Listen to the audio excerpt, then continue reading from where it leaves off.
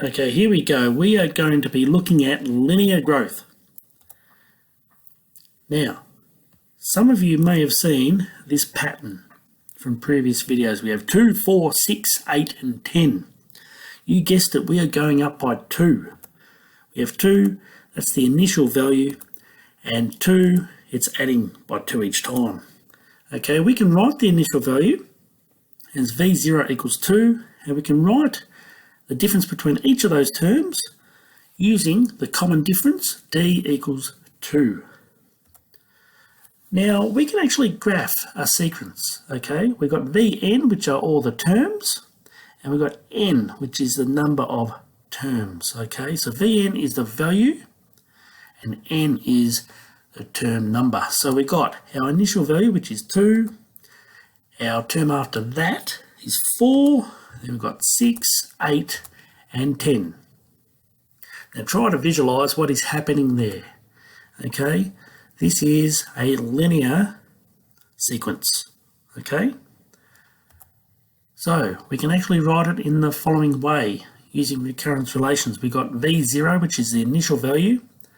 Then for each term, we have Vn add 1 equals Vn add the common difference D. Substitute all the values that we know. So we know the initial value is 2, and we know that the difference after each term is 2. We're adding by 2 each time. Now, is this line positive? Does it have a positive gradient? Okay, is it going up? If you thought yes, it does, and therefore it means it's growth. Okay, we have our initial value being 2, and therefore we're increasing by 2 each time, as you can see before. Now the real question is, why are we doing this? What is the point? Okay. Here we're talking about loans and investment. We're talking about money. So this actually comes into play in real life.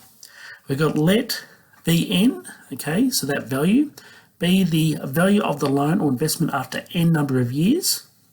Let R be the percentage interest rate. And the recurrence relation for the value of the loan or investment after n years is the following. We've got the principal, okay, the amount of money we are putting in.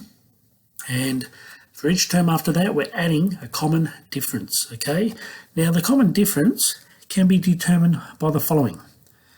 We have R, which is the percentage interest rate. We convert that into a decimal by dividing by 100. Then you multiply it by the original value, or V0. Okay, that's how we get our common difference. So remember, linear growth equals, in this case, simple interest. Okay, where we have the same amount of interest after each term. Now, the next one, we've got linear decay. Now you can probably see exactly what is happening there. We've got 32, 26, 20, 14, and 8. Okay, we are going down in value by 6 each time. So we've got 32, the initial value. Then we've got that negative 6, which is the fact that we're subtracting by 6 each time. So V0, the initial value, equals 32, and D equals negative 6. Okay, let's graph it this time. Okay, so we start with 32, and we, oh, look at that. Instead of going up this time, we are going down.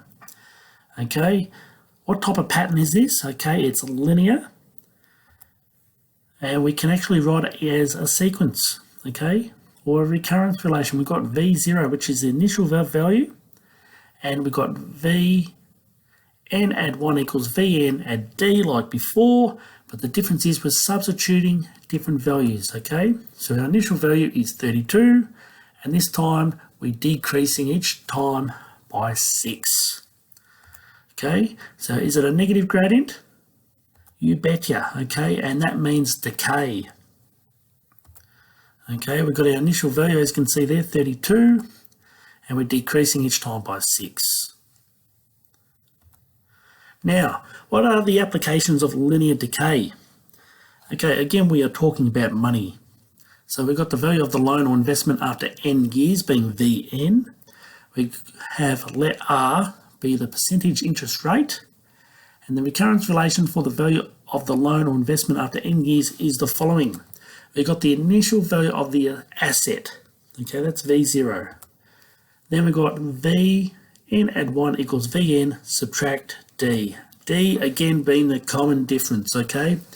You would have noticed the common difference right there is exactly the same for linear growth. Exactly the same. Now, what are the real-world applications for linear decay? Well, we have flat rate depreciation and unit cost depreciation. And in future videos, we are going to be looking at problems relating to those.